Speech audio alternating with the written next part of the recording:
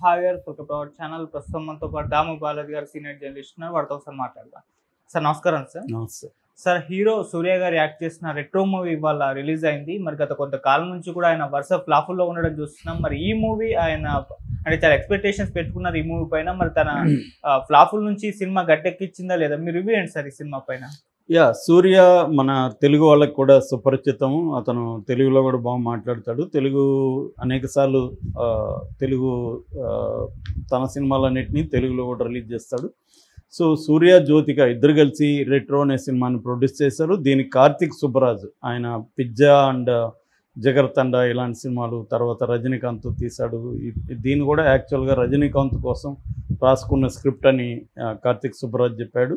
So దాన్ని సూర్యతో చేశాడు. మామూలుగా సూర్య అంటేనే ఒక పవర్ఫుల్ పెర్ఫార్మెన్స్ ఇవ్వగలడు, ఒక సెన్సిటివ్ పెర్ఫార్మెన్స్ కూడా ఇవ్వగలడు. అతను వైలెంట్ కాపుగా ఉండగలడు, ఒక మంచి లవర్గా కూడా ఉండగలడు. అటువంటి వెర్సటైల్ ఆర్టిస్టు తను చేశాడు. పూజా హెగ్డే హీరోయిన్గా చేసింది. ఇక ప్రకాష్ రాజు, తర్వాత జయరాము, జోజు జార్జ్, ఆయన మలయాళంలో one of the finest actors అని చెప్పచ్చు. ఆయన ఇంపార్టెంట్ రోల్ చేశాడు. ఇక నాజర్ చేశాడు. కాస్టింగ్ చాలా సాలిడ్ కాస్టింగ్. ఇక సంతోష్ నారాయణ్ చాలా కబాలీ లాంటి సినిమాలకి వండర్ఫుల్ మ్యూజిక్ ఇచ్చిన Tamil music director. Shreyas Krishnan camera work చేశాడు. సో ఇది బేసిక్గా కథగా చెప్పుకోవాలంటే పెద్ద కథగా చెప్పడానికి ఏం లేదు. దీని సబ్ టైటిల్ వాళ్ళు లవ్, లాఫ్టర్ అండ్ వార్ అని పెట్టారు. అంటే లవ్, లాఫ్టర్ అండ్ వారు. కార్తిక్ సుబ్బరాజు నేను ఇప్పటివరకు బ్లాక్ కామెడీలు, థ్రిల్లర్స్ తీశాను కానీ కంప్లీట్గా ఒక లవ్ స్టోరీ తీయలేదు. ఇది ఒక కంప్లీట్ లవ్ స్టోరీ అని కూడా అతను చెప్పాడు. సో బేసిక్ ప్లాట్ ఏంటంటే సూర్య క్యారెక్టర్ ఒక గ్యాంగ్స్టరు. 90s జరిగే కథ. ఇది పీరియడ్ ఫిల్మ్, అందుకే రెట్రో అని పెట్టారు. రెట్రో అంటే పాస్ట్ సంబంధించిన విషయం.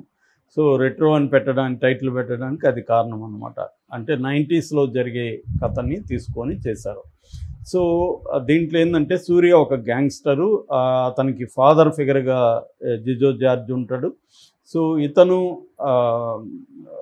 తన భార్యకి ఇచ్చిన మాట ప్రకారం గ్యాంగ్స్టరిజాన్ని, వైలెన్స్ని అన్నీ వదిలిపెట్టి తను ఒక మంచి వ్యక్తిలాగా, హస్బెండ్ లాగా సమాజానికి తన వీలైనంత చేస్తూ ఒక మంచి భర్తలాగా ఉండాలనేది తన కోరిక.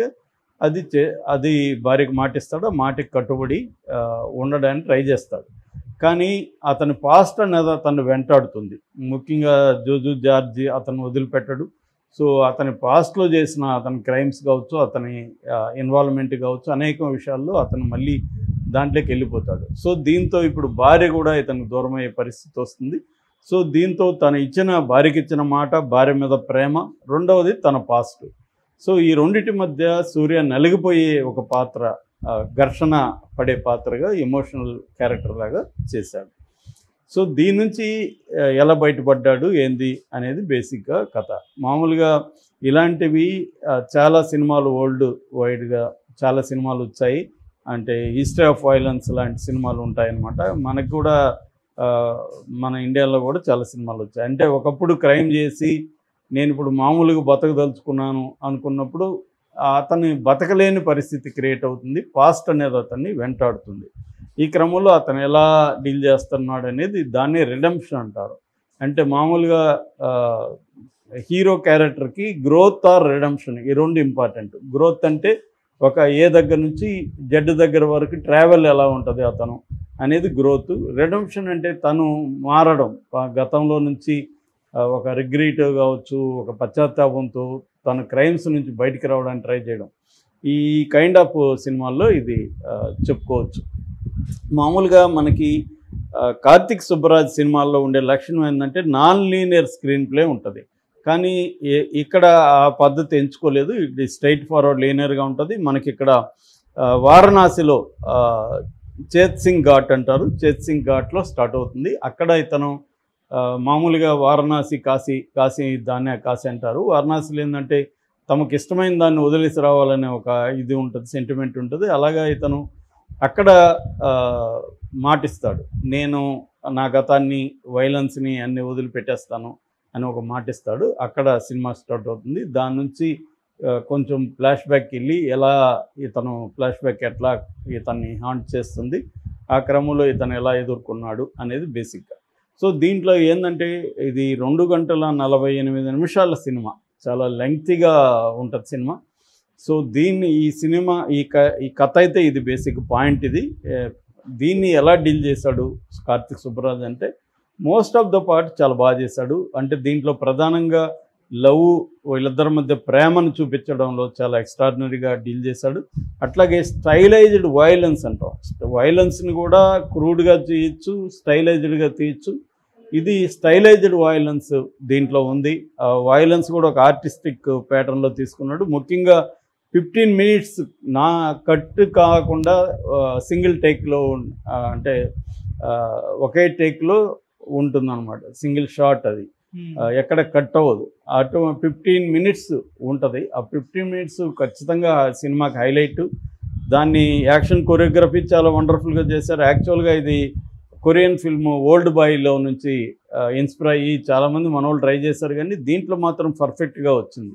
సింగిల్ దీంట్లో షాట్లో క్లియర్గా వచ్చింది. ఒక లెంగ్తీ షాట్ ఉంటుంది, దాంట్లో సూర్య కూడా అల్టిమేట్గా చేశాడు. కొరియోగ్రఫీ చాలా బాగుంది.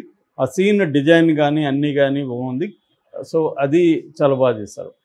అట్లాగే ఈమె మన పూజా హెగ్డే ఒక పక్కింటి అమ్మాయి లాంటి క్యారెక్టర్. ఆ అమ్మాయి ప్రేమలో తనకు ఘర్షణ పడి తను మాట ఇచ్చిన హస్బెండ్ నిలబెట్టుకోలేకపోవడం, దాని నుంచి తను ఘర్షణ పడడం, అది వెరీ ఇంపార్టెంట్ క్యారెక్టర్.